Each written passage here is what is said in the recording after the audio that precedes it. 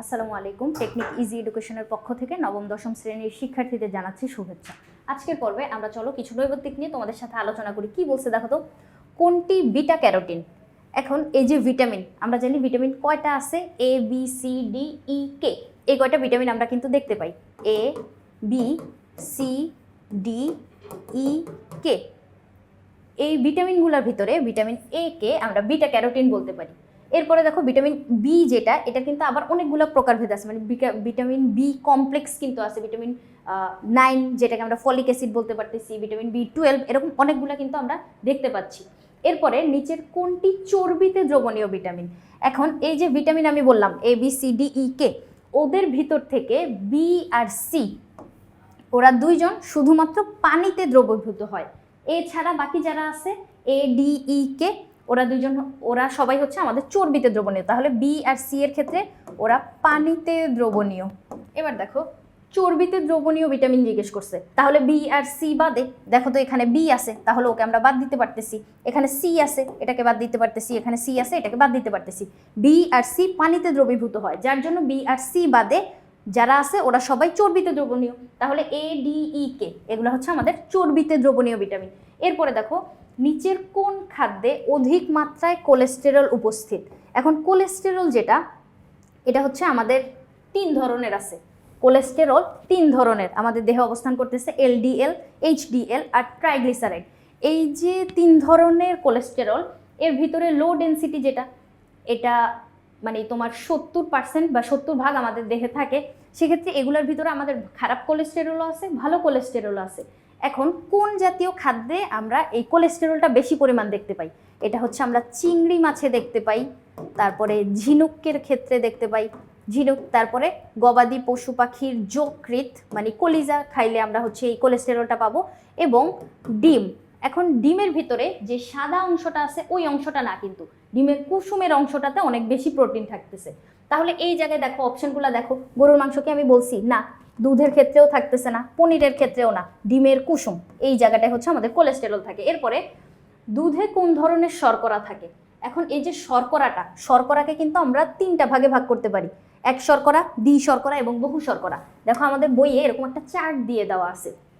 এই যে এক শর্করা, দেখো এখানে ক্ষেত্রে আমরা কি দেখতে পাচ্ছি, উদাহরণ হিসেবে গ্লুকোজ দেখতে পাচ্ছি, এবং উৎস কোথায়, মধু থেকে পাই এবং ফলের রস থেকে পাই। এরপরে দ্বি শর্করা, এখানে সুক্রোজ এবং ল্যাকটোজ দেখতে পাই, যেটা চিনিতে থাকে সুক্রোজ, দুধে থাকে ল্যাকটোজ।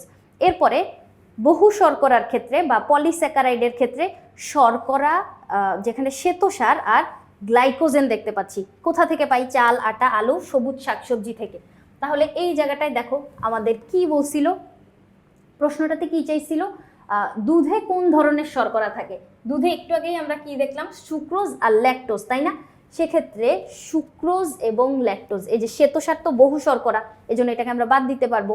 গ্লুকোজ তো হচ্ছে এক শর্করা, তারপরে সুক্রোজ এটা থাকতেছে, কিন্তু এটা চিনির ক্ষেত্রে আমরা বেশি বলতে পারি, মানে সুক্রোজ হচ্ছে চিনির ক্ষেত্রে, শ্বেতসার এটা হচ্ছে বহু শর্করার ক্ষেত্রে। এখন এই যে সুক্রোজ আর ল্যাকটোজ, এটা হচ্ছে আমরা দুধের ক্ষেত্রে দেখতে পাই, সুক্রোজ এবং ল্যাকটোজ, মেইনলি ল্যাকটোজটাই থাকে। এরপরে নিচের কোনটি এক শর্করা? এক শর্করার উদাহরণে আমরা কি কি দেখছিলাম দেখো তো, গ্লুকোজ দেখছিলাম না? এক শর্করার দিকে তাকাও, এই যে গ্লুকোজ। তাহলে এই জায়গাটায় অপশনের ভিতর নিচের কোনটি এক শর্করা? অবশ্যই এটা হবে গ্লুকোজ। সুক্রোজ আর ল্যাকটোজ এগুলোও কিন্তু আমরা ওই ছকের ভিতর দেখছিলাম, একসাথে কিন্তু আমরা পড়ে ফেলছি। সুষম খাদ্যের বৈশিষ্ট্য, সুষম খাদ্য হচ্ছে ওই খাদ্যগুলো যে খাদ্যে তোমার খাদ্যের সবগুলো উপাদান পরিমিত পরিমাণে থাকে এবং যেগুলো সহজ পাচ্য। আমিষ, চর্বি এবং শর্করার অনুপাত জিজ্ঞেস করছে। এখন আমিষ, চর্বি আর শর্করার অনুপাত এটা কিন্তু 4:1:4 না, এই অনুপাতটা এখানে সঠিক না। আমরা যদি শর্করা, আমিষ আর চর্বি এভাবে যদি সাজাই, শর্করা ইস্টু আমিষ ইস্টু চর্বি, সেক্ষেত্রে এটা 4:1:1 এরকম হবে অনুপাতটা, যার জন্য এখানে আমরা এটাকে নিতে পারতেছি না। সুষম খাদ্য অবশ্যই সহজপাচ্য হতে হবে, ইয়েস, অবশ্যই সহজপাচ্য না হলে কিন্তু ওইটা আমাদের যে ডায়াগন সিস্টেমটা, মানে ওটা অনেক সহজে হজম করতে পারবে না। খাদ্যে অবশ্যই প্রয়োজনীয় পরিমাণ পানি এবং খনিজ লবণ থাকতে হবে, হ্যাঁ অবশ্যই পানি আর খনিজ লবণ অবশ্যই প্রয়োজন। তাহলে এখানে আমরা 2 আর 3 নাম্বারটা সঠিক বলতে পারতেছি। তাহলে আমাদের অপশন হচ্ছে এখানে গ নাম্বারটা এখানে সঠিক। এরপরে নিচের কোনটি উদ্ভিজ্জ আমিষের উৎস? তাকাও তো, উদ্ভিজ্জ আমিষ এখন চাল হচ্ছে আমাদের শর্করা, আলুও হচ্ছে শর্করা, গমও হচ্ছে শর্করা। আমিষ আছেই একটা, ডাল। ডাল কিন্তু একটা উদ্ভিজ্জ আমিষ, কারণ আমরা এটা উদ্ভিদ থেকে পাই। প্রাণী থেকে যে আমিষগুলো পাবো ওগুলোকে বলবো প্রাণীজ আমিষ। যেমন ধরো মুরগির মাংস, গরুর মাংস, এই যে মাংস জাতীয় পদার্থগুলা, তারপরে তোমার দুধ, ডিম, এগুলো আমরা প্রাণী থেকে পাই, ওগুলো হচ্ছে আমাদের প্রাণীজ আমিষ। তাহলে ডাল এখানে উদ্ভিজ্জ। কোন খাদ্যটি দেহের বৃদ্ধি সাধন এবং ক্ষয় পূরণ করে?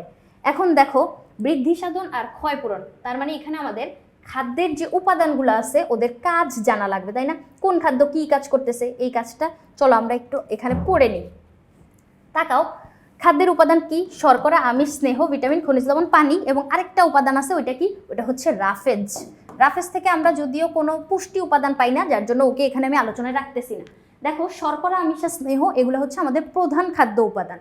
এর ভিতরে কি কি থাকে?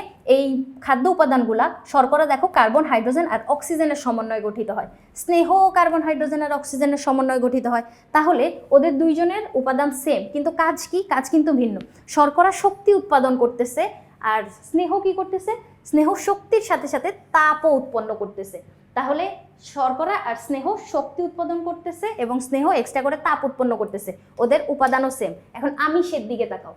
আমিষে এই নাইট্রোজেনটা এক্সট্রা না? কার্বন, হাইড্রোজেন, অক্সিজেন তো সবার কাছেই আছে।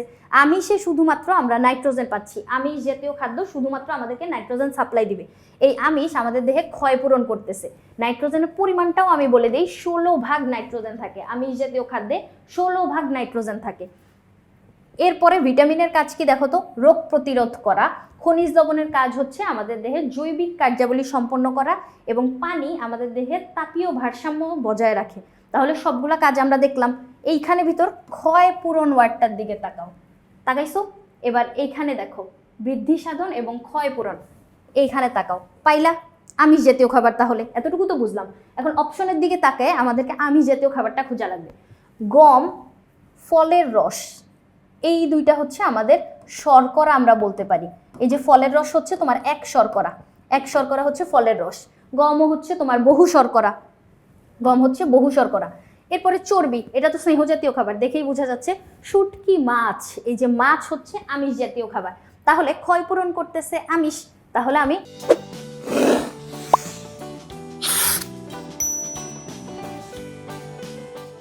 এই মাছটাকে বলতেই পারতেছি শুটকি মাছ। শুটকি মাছে কিন্তু তোমার ভিটামিনও থাকে, কারণ কিছুটা পরিমাণ তোমার ওই যে সূর্যের আলোতে যে শুকাচ্ছে, সূর্য শক্তিটাও আসতেছে।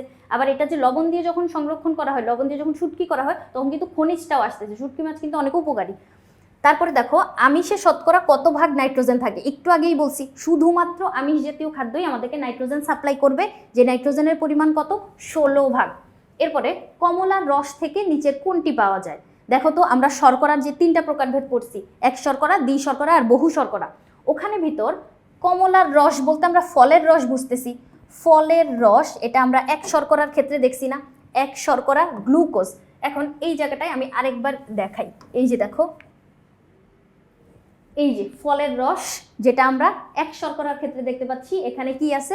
গ্লুকোজ আছে। তাহলে এই কথাটাই এখানে, এই যে কমলার রস বলতে ফলের রস বুঝাইছে, যেখানে গ্লুকোজ পাচ্ছি। তারপরে সুক্রোজ, গ্লাইকোজেন, এগুলোও কিন্তু আমরা ওখানে পড়ে ফেলছি। তারপরে শর্করার মৌলিক উপাদান হাইড্রোজেন, অক্সিজেন, এবং এই যে শর্করার মৌলিক উপাদান, শর্করা আর স্নেহ একই উপাদান দিয়ে তৈরি হয়েছিল না? কার্বন, হাইড্রোজেন আর অক্সিজেন। তাহলে দেখো, হাইড্রোজেন বলে দিছে, অক্সিজেন বলে দিছে, আর কি আছে? কার্বন। তাহলে এই জায়গায় কার্বন কোথায়? এই যে কার্বন, হাইড্রোজেন আর অক্সিজেন নিয়ে শর্করা গঠিত হয়। স্নেহর ক্ষেত্রেও কিন্তু, এখানে যদি স্নেহও বলতো সেক্ষেত্রেও আমরা কি বলতাম? Carbon, hydrogen, oxygen. আমিষে শুধুমাত্র এক্সট্রা নাইট্রোজেন থাকে। এরপরে দুধের শর্করাকে কি বলে? দুধের শর্করাকে বলে ল্যাকটোজ। সুক্রোজ আর ল্যাকটোজ দুইটাই দ্বি শর্করা। দুধ কিন্তু আমাদের দ্বি শর্করার উদাহরণ বলতে পারি। তাহলে দ্বি শর্করার ক্ষেত্রে কিন্তু আমরা সুক্রোজ আর ল্যাকটোজ দুইটাই দেখতে পাই, কিন্তু চিনি বললে সুক্রোজ নিব, মানে বেশি পারফেক্ট হবে আর কি। চিনি বললে সুক্রোজ নিব, আর দুধ বললে ল্যাকটোজ নিব। গ্লুকোজ হচ্ছে এক শর্করা, আর গ্লাইকোজেন হচ্ছে তারপরেরটা, মানে হচ্ছে বহু শর্করা। এরপরের প্রশ্নটায় যাই, চলো। কি বলছে দেখো তো, দ্বি শর্করার উৎস কোনটি? দ্বি শর্করার ক্ষেত্রে আমরা কি দেখছিলাম? তাকাও তো, এই যে দ্বি শর্করা, চিনি আর দুধ, তাই না? চিনি আর দুধ হচ্ছে আমাদের দ্বি শর্করা। তাহলে এইখানে চিনি এবং দুধ। আলু বলে দিছে, আলু হচ্ছে আমাদের বহু শর্করা। এখানে আটা, আটাও হচ্ছে বহু শর্করা। দুধ হচ্ছে আমাদের দ্বি শর্করা, কিন্তু মধু হচ্ছে আমাদের এক শর্করা। তাহলে অপশন হচ্ছে ক নাম্বারটা সঠিক। এরপরে এক শর্করার উৎস কোনটি? এক শর্করার উৎস ওই যে ফলের রস আর মধু, তাই না? ফলের রস এবং মধু। তাহলে ফলের রস আর মধু এই দুইটা হচ্ছে আমাদের এক শর্করা। চিনি আর দুধ এই দুইটা হচ্ছে দ্বি শর্করা, এবং সবজি আমাদের বহু শর্করা। এরপরে কোন খাদ্যটি মানবদেহে সরাসরি শোষণ করতে পারে? তার মানে শর্করার ভিতরেও যেটা সবচেয়ে বেশি মানে ভাঙা অবস্থায় থাকে সেইটা আমাদের বডি খুব সহজে অ্যাবজর্ব করতে পারে। তাহলে এখানে দেখো তো, দুধ আর চিনি দ্বি শর্করা না? এটা দ্বি শর্করা, এটা দ্বি শর্করা, আর এটা হচ্ছে বহু শর্করা। তাহলে মধু হচ্ছে এক শর্করা। কোনটা বেশি সহজে ভাঙতে পারবে? এক শর্করা বেশি সহজে ভাঙতে পারবে। তাহলে এই এক শর্করা বেশি সহজে ভাঙতে পারবে, এরপরে চিনি আর দুধ তারপরে সহজে ভাঙতে পারবে, এবং ভাত ভাঙতে কিন্তু অনেক বেশি শক্তি খরচ হবে। কি জন্য? ভাত হচ্ছে বহু শর্করা। এরপরে কোনটিতে বহু শর্করা পাওয়া যায়? পরের প্রশ্নটা দেখো, কোনটিতে বহু শর্করা পাওয়া যায়? বহু শর্করার ক্ষেত্রে আমরা কি কি দেখছিলাম? ভাত, রুটি, আলু, গম, তাই না? এই যে গম। এখন এই যে আঙ্গুর আর কমলা, এই দুটো ফলের রসে কি পাই? এখানে পাবো হচ্ছে দ্বি শর্করা। আর চিনি হচ্ছে আঙ্গুর আর এই জায়গাটা হচ্ছে এক শর্করা। আঙ্গুর আর কমলা হচ্ছে এক শর্করা, চিনি হচ্ছে দ্বি শর্করা। এরপরে কোনটি দেহে বেশি তাপশক্তি উৎপন্ন করে? আচ্ছা, বেশি তাপশক্তি, একটু আগে খাদ্যের কাজগুলা পড়ছি, সেখানে তাপশক্তি কে উৎপন্ন করতেছিল? চর্বি জাতীয় খাবার না? আমি বলছিলাম শর্করা আর চর্বির কাজ একই, শক্তি উৎপন্ন করা। চর্বির সাথে তাপ তৈরি করতেছিল। আমি কি আরেকবার দেখাবো? এই জায়গাটায় দেখো তো মনে পড়ে কিনা। চর্বি কিন্তু তাপ উৎপন্ন করতেছিল। এই যে তাকাও, তাপ কে তৈরি করতেছিল? স্নেহ বা চর্বি জাতীয় খাবার। স্নেহ যে কথা, চর্বিও কিন্তু সেই কথা। তাহলে এইখানে এটাই তো জিজ্ঞেস করছে যে কোনটি দেহে বেশি তাপ উৎপাদন করে। এটা হচ্ছে আমাদের চর্বি জাতীয় খাবার। তাহলে তাকাও, এই যে স্নেহ বা চর্বি। শর্করা ও আমিষের তুলনায় চর্বিতে কত গুণ পরিমাণ ক্যালোরি থাকে? শর্করা আর আমিষের তুলনায় চর্বিতে দ্বিগুণ পরিমাণ ক্যালোরি থাকে। আমি একটু হিসাবটা দেখাই। এই দেখো, 1 গ্রাম শর্করা থেকে আমরা 4 কিলো ক্যালোরি শক্তি পাই। 1 গ্রাম আমিষ থেকেও আমরা 4 কিলো ক্যালোরি শক্তি পাই। কিন্তু অপরদিকে 1 গ্রাম চর্বি থেকে আমরা 9 কিলো ক্যালোরি শক্তি পাচ্ছি। তাহলে তো দেখো না, এই যে 4 দুগুণে 8, 8-এর বেশি বা দ্বিগুণ বলতে পারতেছি আমরা। তাহলে এই যে দ্বিগুণ পরিমাণ। পানিতে দ্রবণীয় ভিটামিন কোনটি? একটু আগেই বলছিলাম পানিতে দ্রবণীয় কোনটা? বি আর সি হচ্ছে পানিতে দ্রবণীয়। তাহলে দেখো এই যে বি, অথবা যদি এখানে সি থাকতো তাহলে আমি ওইটাও উত্তর দিতাম। কোন খাদ্যে চর্বিতে দ্রবণীয় সব ভিটামিন পাওয়া যায়? এখন চর্বিতে দ্রবণীয় ভিটামিন কোনটা কোনটা? বি আর সি বাদে, তাই না? তাহলে চলো আমরা একটু বইয়ের ভিতর দেখি, চর্বিতে দ্রবণীয় ভিটামিনগুলো দেখি। এই যে এখানটায় দেখো, চর্বিতে দ্রবণীয় ভিটামিন কে কে আছে? এই যে ভিটামিন এ, ডি, ই আর কে, ওরা হচ্ছে চর্বিতে দ্রবণীয়। এখন দেখো তো, এই যে এখানে ডিম আছে, আর উপরে উল্লেখিত সব খাবার থেকেই ভিটামিন ই আর কে পাওয়া যায়। তাহলে ডিম যেহেতু এখানে দুইটাতেই কমন, তাহলে আমরা কি বলতে পারতেছি? কোন খাদ্যে, এখানে কি বলছে, কোন খাদ্য চর্বিতে দ্রবণীয় সব ভিটামিন পাওয়া যায়? তাহলে চর্বিতে দ্রবণীয় সবগুলো ভিটামিন এ, ডি, ই, কে সবই আমাদের ডিমের ভিতর ছিল, তাই না? তাহলে ডিমকে আমরা বলতে পারতেছি। এরপরে আসো, কোন খাবারটি চর্বিতে দ্রবণীয় ভিটামিন আছে? চর্বিতে দ্রবণীয় হওয়ার জন্য দেখো, তুমি তাকাইলে বুঝতে পারবা, আটা শর্করা, তারপর মুগ ডাল হচ্ছে আমাদের আমিষ জাতীয় খাদ্য, তারপরে টমেটো হচ্ছে ভিটামিন সমৃদ্ধ খাদ্য, শর্করা আমিষ এবং এটা হচ্ছে ভিটামিন। তাহলে মাখন শুধুমাত্র আমাদের চর্বি জাতীয় খাবার বা ফ্যাট জাতীয় খাবার। তাহলে চর্বিতে দ্রবণীয় ভিটামিন হচ্ছে মাখন। আর এছাড়াও তুমি ওই যে একটু আগে যে আমি ডিমটা তোমাকে সবার ভিতর কমন দেখালাম, ওই জায়গায় কিন্তু মাখনও ছিল। এরপরে ভোজ্য তেলে কোন ভিটামিন থাকে? ভোজ্য তেলে আমরা জানি হচ্ছে ভিটামিন ডি থাকতেছে। এরপরে চর্বিতে দ্রবণীয় ভিটামিন, আচ্ছা আমি এই জায়গাটা একটু দেখাই, এভাবে করে দাগাই দিলে তো তোমরা বুঝবা না। ভোজ্য তেলের ক্ষেত্রে আমরা যাই, চলো ভিটামিন ডি এর ক্ষেত্রে যাই।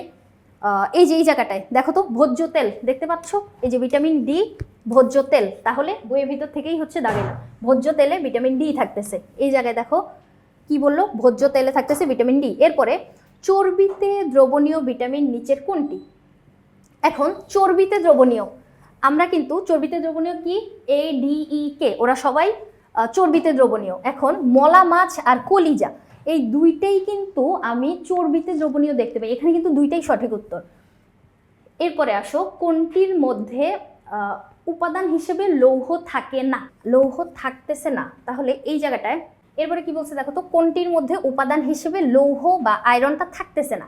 এই জায়গায় দেখো কচু শাক, কলিজা আর ডিমের কুসুম, এই সব জায়গায় কিন্তু আমরা আয়রন পাই, কিন্তু এই যে লাল শাক, লাল শাকের ক্ষেত্রে কিন্তু আমরা আয়রনটা পাচ্ছি না, তাহলে থাকে না জিজ্ঞেস করছে, সেক্ষেত্রে লাল শাক। রাতকানা প্রতিরোধে অধিক পরিমাণ খেতে হবে, আমরা জানি রাতকানা প্রতিরোধে আমাদের হচ্ছে ভিটামিন এ বেশি পরিমাণ খেতে হবে। ভিটামিন এ এর ভিতর কি আছে, রঙিন শাকসবজি আছে, মলা ঢেলা মাছ আছে। এখন রঙিন শাকসবজি দেখো তো, গাজর অবশ্যই একটা রঙিন সবজি, অবশ্যই আমরা মিষ্টি কুমড়াও বলতে পারতাম, লাল শাকও বলতে পারতাম। এরপর দেখো পাকা আম, এটা অবশ্যই একটা রঙিন ফলমূলের ভিতর পড়তেছে। মলা ঢেলা মাছ, এই ছোট মাছগুলোও কিন্তু আমাদের ভিটামিন এ সাপ্লাই দিচ্ছে। তাহলে রাতকানা প্রতিরোধের জন্য ভিটামিন এ খাওয়া লাগবে, ভিটামিন এ সমৃদ্ধ খাবার এই তিনটাই। তাহলে আমরা এখানে ঘ নাম্বারটা উত্তর নিতে পারতেছি, ভিটামিন এ সমৃদ্ধ খাবার এই তিনটাই, তাহলে ঘ উত্তর। এরপরে একজন প্রাপ্তবয়স্ক ব্যক্তির দৈনিক কত লিটার পানি পান করা প্রয়োজন? বইয়ের ভিতর এই লাইনটা হুবহু দেওয়া ছিল যে 2 লিটার পানি পান করা প্রয়োজন। একজন প্রাপ্তবয়স্ক ব্যক্তির দৈনিক মানে প্রতিদিন 2 লিটার পানি পান করা প্রয়োজন। একজন পূর্ণবয়স্ক মানুষের দৈহিক ওজনের শতকরা কত ভাগ পানি থাকা প্রয়োজন? দৈহিক ওজনের কত ভাগ পানি থাকা প্রয়োজন? আমরা জানি এটা হচ্ছে প্রায় 70%, মানে 70-এর কাছাকাছি যাবে। 45 থেকে 60 হচ্ছে এই জায়গাটায় আমরা সঠিক উত্তর নিব, কারণ মানে অর্ধেকের নিচ থেকে 70-এর কাছাকাছি পর্যন্ত, তাহলে 45 থেকে 60 ভাগ পানি থাকা প্রয়োজন। তাহলে এই যে এমসিকিউগুলা আশা করি তোমাদেরকে বুঝাইতে পারছি। পরবর্তী পর্ব দেখার আমন্ত্রণ রইল। ধন্যবাদ সবাইকে।